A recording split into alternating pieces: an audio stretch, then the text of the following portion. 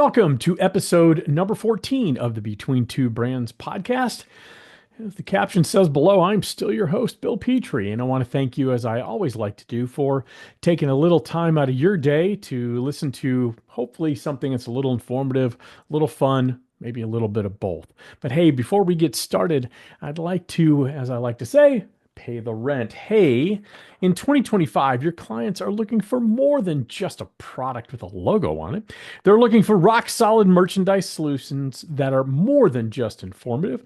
They're going to be used in months and years to come. Now, let me introduce you, or in some cases, reintroduce you to the good people over at Coaster Stone. Now, they are the original manufacturer of absorbent stone coasters with unmatched quality, durability, and gorgeous edge-to-edge decorating that allow your creative designs to come to life in vibrant, full-color detail. Now, since 1983, Coaster Stone has set the standard when it comes to delivering retail-inspired experience to any client function. Instead of boring and plain packaging, how about packaging options that are customizable? Coaster Stone delivers value far beyond the product itself. And did you know that they all also manufacture their pinback buttons right here in the United States? Well, they do, and they are an ideal, cost-effective, and tariff-free fun piece of branded merchandise you could have around. Hey, with that combination of stone cold quality, striking decoration, cost per impression, and unmatched value, David Glenn and his team are ready to help you make a rock solid impression with your clients. Email him and his team over at promo@coasterstone.com and start your next project today. All right, so as I record this, off of a kind of a weekend I needed. I think if anybody knows me, knows my love language, my happy place is outside in my backyard, which I affectionately call the back 40, and cooking all manner of things. I like to barbecue, and when the sun is out, it's pretty amazing. The only thing that makes it more amazing is when there's an epic sporting event on. And this week we had one in the Masters. It was how would I put this if I were Jim Nantz? It was a tradition unlike any other. Hello, friends. It was such a great, compelling weekend. I do like golf. I've taken about an 8 to 10 year hiatus from playing golf after I ruptured my Achilles in 2015. But now getting back at it as my kids like to play. So I've been playing a little bit more golf with some friends here locally in Nashville, some business associates as well. So been really getting back into it. And the Masters rarely fails to deliver the drama when it comes to Sunday. And I heard it once years ago, and it absolutely applies. The Masters doesn't truly begin until the back nine on Sunday when the pressure really hits. And when Rory McIlroy won, it was a pretty epic experience. But as I saw the patrons, can't call them fans. If you know the rules of Augusta National, they're not fans, they are patrons. As you see the group of patrons walking from hole to hole and watching, you can't help but notice the thing, at least if you're in our industry, the thing I notice, and that's the merchandise. And so while the actual tournament theoretically may not start till the back nine on Sunday, the merch Masters starts Monday morning of Masters week. It strikes me as something that we can all take a few lessons from. And so I want to share that with you about the merchandise at the Masters. It has so much inherent value beyond the product itself. It's like a status symbol. It's not just a hat. It's not just a golf shirt. It's not just a pullover or anything like that. It reminds me back when I was in middle school, when you couldn't get band t-shirts other than maybe at Hot Topic occasionally, but you couldn't get band t-shirts unless you went to the concert. If someone went to a Motley Crue concert or an Elton John concert or a Van Halen concert the night before, the only way you could really prove it, because we didn't have cameras on us, we didn't have recording devices for the most part, all we had was a proof that we went to the concert was we had the concert t-shirt the next day. And the merchandise coming from the Masters kind of reminds me of that. Here's some interesting statistics, easy for me to say. Over the 7 days of tournament week, so Monday to Sunday, they sold over $70 million in merchandise. So that's $10 million a day, or about $1 million for every hour they're open 10 hours a day on during the week that week. The average purchase for a patron, $1,000. $1,000. So all the waxing poetic of how they hold prices for the food, and you can get the famous pimento cheese sandwich for $1.50. Those golf shirts are full retail, so it's just as expensive as if you went to your local golf shop and got a Peter Millar or something like that. Now, here's some things we can really learn from that Masters merch experience. One is exclusivity. Now, the only way you can get Masters merchandise is if you're on the grounds during tournament week at Augusta National. It's not available year round, and it's not available online, not on the Masters website, not anywhere. The only way you can get it, certainly secondary market, if people are selling things on eBay and so on and so forth, and that's kind of frowned upon. We'll get to that in just a second. But it's not available. So what it does, it ensures that the annual spend during tournament week continues to grow every year because it's scarce.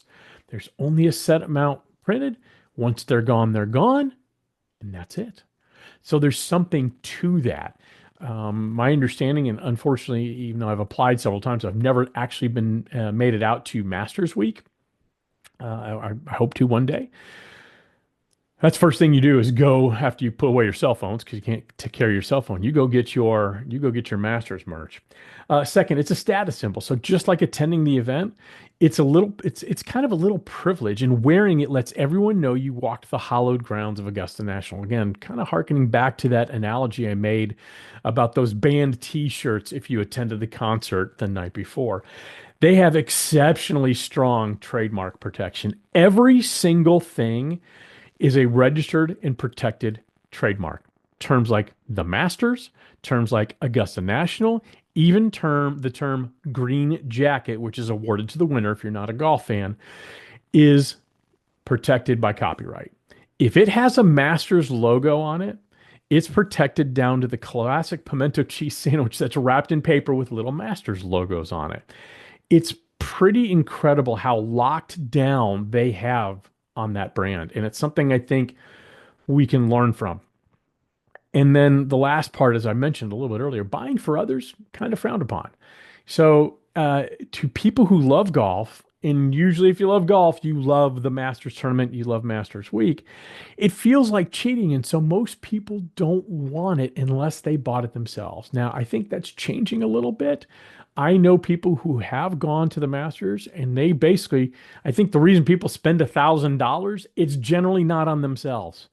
I believe they're spending for their kids, their parents, their in-laws, their friends, their buddies, their golf friends, whatever. So I think that's why that number's so inflated. But it's truly an impressive case study in how to create demand by limiting supply. And I remember when my kids were younger, they were infatuated with the brand Supreme, and they would do all sorts of limited merch drops, and they would do it on a random Tuesday during school year at 10:20 in the morning, and they would limit it to maybe 150, 200 shirts and or what hats or whatever they were selling, and my kids were nuts over it. And I remember thinking at the time, as irritating as it was from a parental perspective, how absolute genius it was. And so to see it on a scale like how the Masters does it, I think it's a really interesting case study. You know what else is interesting? Hey, many people know how to build a business, but few understand not only when to sell that business, but the process involved to ensure that you find the right partner to maximize the return on your investment. Now, honestly, you need an expert, especially a promotional products industry expert, to help you decide when it's time. And that's where our good friends over at Certified Marketing Consultants come in. Jamie Watson and her team have decades of experience facilitating private company sales in the branded merchandise space. Now, to help you evaluate if it's time to sell your business, reach out to CMC at info@certifiedmarketing.com for a confidential discussion today. Okay, that does it for the little master's preamble. Let's go ahead and get right to our guest. Today's guest really doesn't need an introduction, but I like to waste people's time, hers, mine, and yours, so I'm going to introduce her anyway. Her motto is it's never too late to reinvent yourself, chase your dreams, or make a meaningful impact. I love that. She's lived this as she recently joined the incredible team at BAMKO after being at her previous company for over 20 years. At BAMKO, she puts her decades of experience at work to help businesses amplify their brands and enhance ROI on marketing campaigns and boost employee engagement programs. It's a mouthful. I didn't read that very well, but you get the idea, kids. She also happens to be the host of the Branding Matters podcast, which was recently named one of the best branding podcasts to follow in 2025. Trust me, this one is not one of those. In her spare time, she's a passionate professional speaker where she loves sharing her personal brand building story while providing actionable lessons to help people discover their superpower. When she's not building brands, she's busy building up others as an ambassador for Gems at Gems, a charity dedicated to empowering women who've experienced domestic abuse. As a single mom of two incredible young men, she knows firsthand the power of resilience and determination. Please join me in welcoming the one, the only, the branding badass herself, the one and only Jolie Goodson. Jolie, how the heck are you? And you got your badass t-shirt on. Oh, and she's got her B2B background. I love it. I love it. I wanted to surprise you, right? Between two brands. I I mean, love it. right? Where does this show come from? Between two ferns. So I had to Yeah, acknowledge that. And I B love stands it. for two brands, but also Bill and Branding Badass and I love Brandivate it. and BAMKO. There you go. All the bees. All the bees All are the here. All B's. the bees are present. All the bees are accounted for. Well, thank you for joining me on this little boondoggle. Another bee there. I think you have a couple questions you want to ask me before I have questions I am absolutely going to ask you.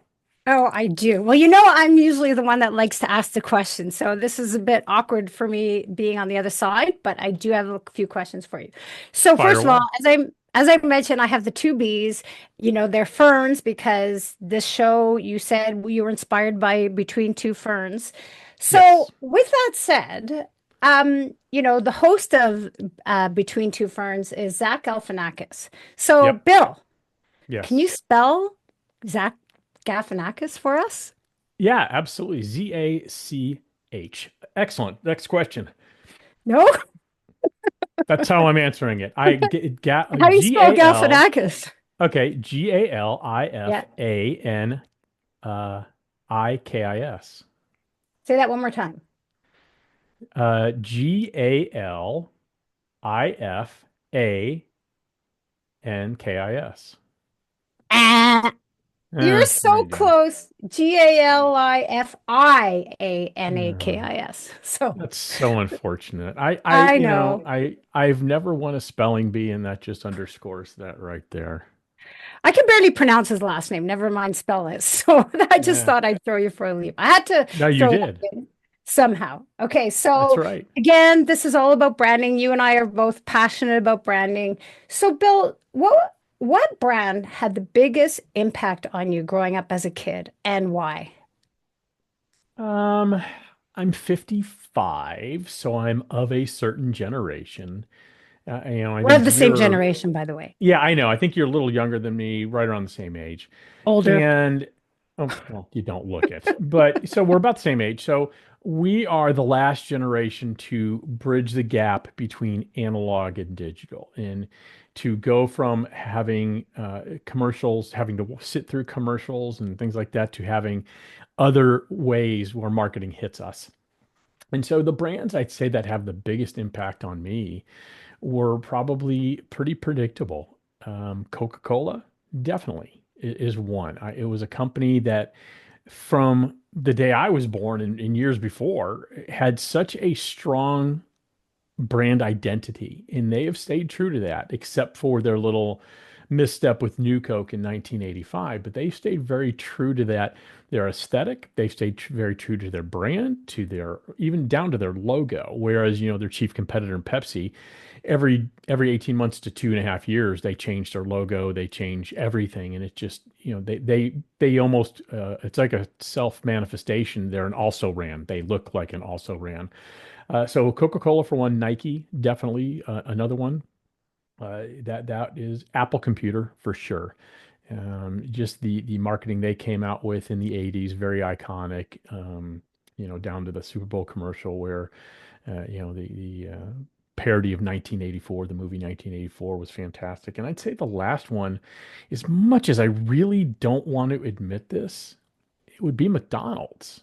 Again, I identify that brand as part of, when I'm not being cynical, which I certainly can be, I identify the McDonald's brand and the logo when I see it, so it evokes emotions, therefore the brand.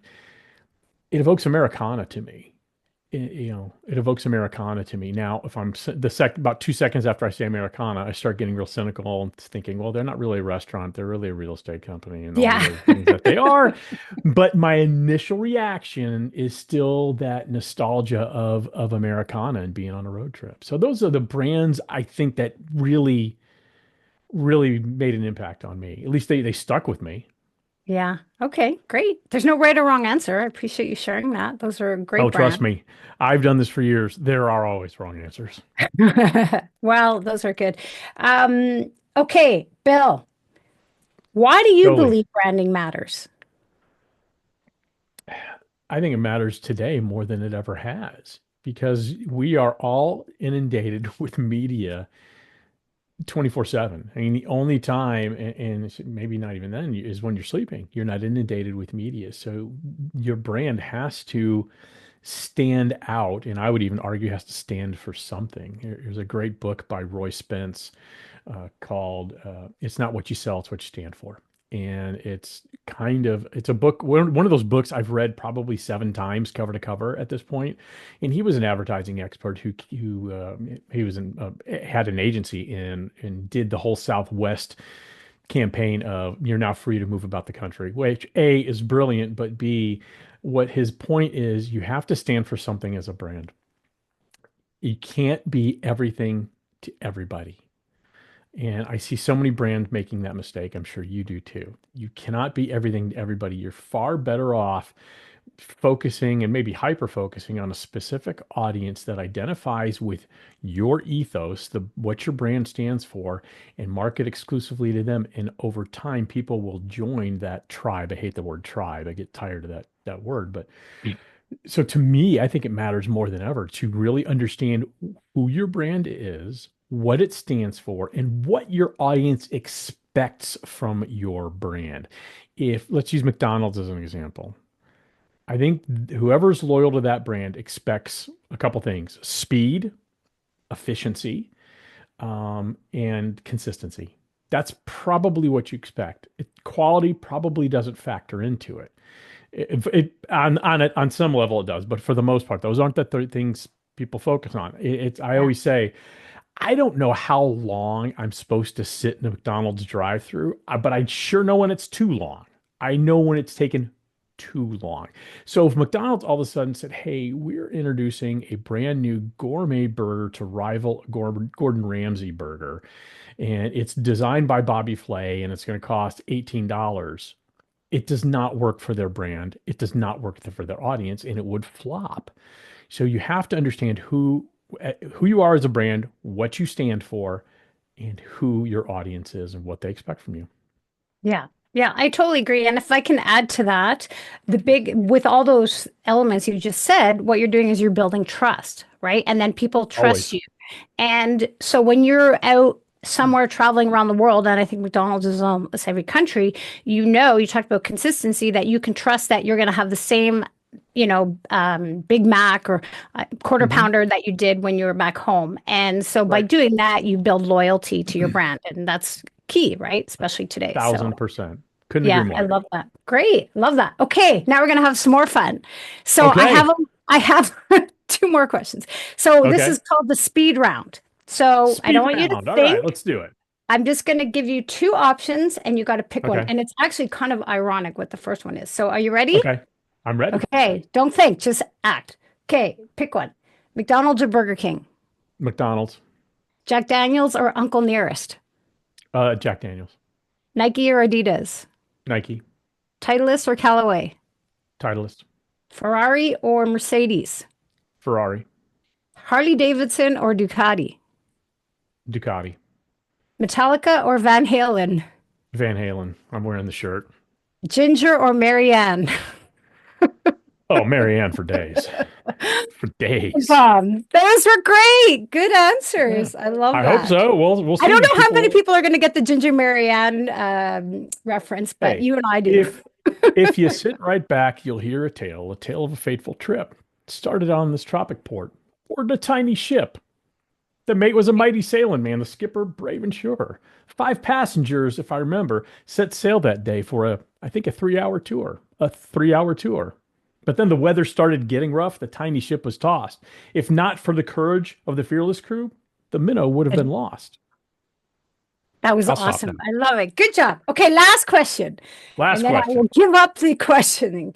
Bill, what is your badass superpower? Uh, See, this is hard for me because I always feel a question like this, it leads me to bragging. And I struggle with that. I am not very good at tooting my own horn. I suck at it, quite frankly. My wife and I were just talking about this the other day that I just struggle with it. It's not, I'd rather just be recognized and let other people decide what that is.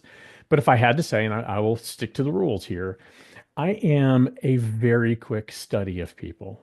Very quickly, I can understand who people are, what they want, what their motivations are, and that has served me exceptionally well. So I can read people exceptionally well. That's a great one. I love it. Okay, good. All done? Okay. All right. All right. Now that Uh-oh. was fun. Now it's time for the questions. All right. And Ugh. to be clear, now some people want the questions in advance. Some people do not. Jolie has said she does not want the questions in advance, so she doesn't get the questions in advance. So she's hearing these for the first time My as seat I'm is reading getting them. hot. Uh, Joelle, after 23 years at Genumark, you left last year to join BAMKO, which I think we can all agree is the branded merchandise equivalent of a Severance style plot twist. Was it more emotional? What was more emotional for you? Leaving the company you had worked for so long or updating your LinkedIn profile? It was really hard to leave. I actually struggled with that for so long. I had to get coaching on how best to handle that because they were a great company. Yeah, I was there almost 24 years, and I don't like to disappoint people. I don't like to hurt people's feelings. And so I had to sort of take the emotion out of it, and it was purely a business decision. But for sure, having to give in my resignation was really tough. I'm sure, Yeah. you've been Yeah. when you've been at a place for that long, it always, I think, mixed emotions. Always mixed Oh emotions. yeah, yeah, it was. Trust me, yeah. I trust you. And it All wasn't right. a decision made lightly, but we don't have to get into that. But no, it was a very hard decision. Question number B. Your podcast is called Branding Matters, which sounds less like a show and more like a stern TED talk from someone who just found out that you used the wrong Pantone color. Even so, you probably get asked for branding advice constantly. What's the one piece of rebranding advice you wish people would actually listen to? Rebranding advice or branding Mhm. advice? Rebranding. Branding or rebranding, take your pick. I'm Okay. flexible. Um, well, I can answer both actually. I would say for Okay. branding, the number one branding advice I would say is before you go out there, and this was the impetus for me actually starting my podcast, is before you go out there and try to sell your service or products to people, first take the time to figure out who you are, what's so special about you, what's unique about you, what your values are, what your mission is, all that. And once you figure all that out, then you can go out there and share it with people. Too many people start a business and they just go out there and say, buy my product, buy my service, without really understanding that you have to take a step back first. So I No, would it's say great that. advice. And then Great for advice. rebranding, I would say before you think about rebranding, and I learned this advice from one of my earlier guests, Andrea Brimmer, who won like CMO of the year for many years, and she rebranded a huge business. And she said, when the story changes, that's when you want to rebrand. Because if the story's changing, then you need to make sure that the brand follows that. Now, there's a difference between a brand refresh, which all you're doing is, you know, freshening up your brand identity. You know, so many brands out there like Kentucky Fried Chicken, for one, turned to KFC, and there's Hmm. millions of others. They changed it to acronyms, but the brand still was the same. So they just changed their Right. brand identity and their logo and everything. But when you really want to do a rebrand, that's when the story has changed somewhat. Then that's time to rebrand. I thought that was Yeah, important. and no, I agree with you, and I do a lot of rebranding for clients. And one of the things I tell them, if you want to control the narrative, do a brand refresh. If you feel like the narrative is controlling you, now it's time to rebrand. So if you have a name that pigeonholes you as something, if you want to be a marketing company, but your company name is Joe Blow Promo, we got to change the name because it's just not going to work. Yeah. But if you want to control the narrative and just let's update the look, maybe the name is right, but the look isn't. That's when it's time for refresh. I love your answer. All right, Yeah. you I love are, yours too. yeah, well, thank you. You are clearly Canadian.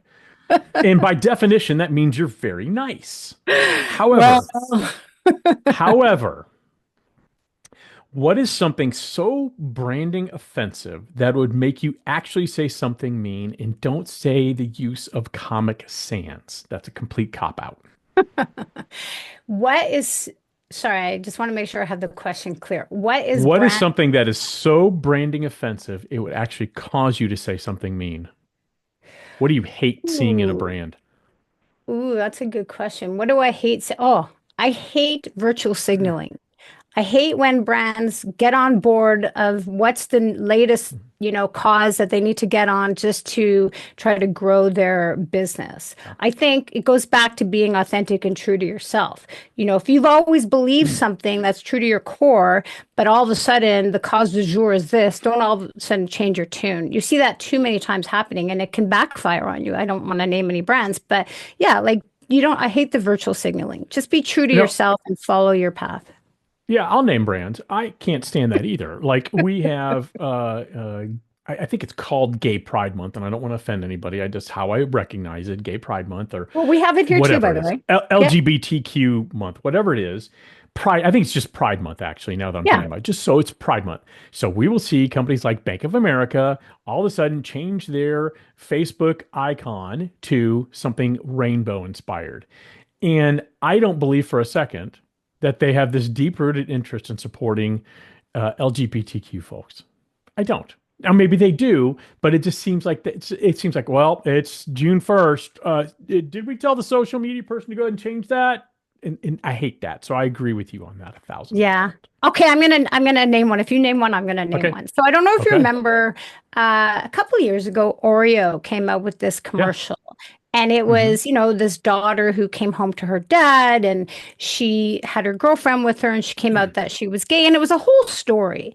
Um, what does Oreo have to do with pride? Like they never Yeah. in their entire how many generations mentioned it or brought it up or anything. But now because everybody, it's something that people are talking about, they Yeah. wanted to get on board. And so it's stuff like that. It's like you've never mentioned it till now. Now, if I Yeah. may say, so I have a son who is gay and I share it all the time. And so Yeah.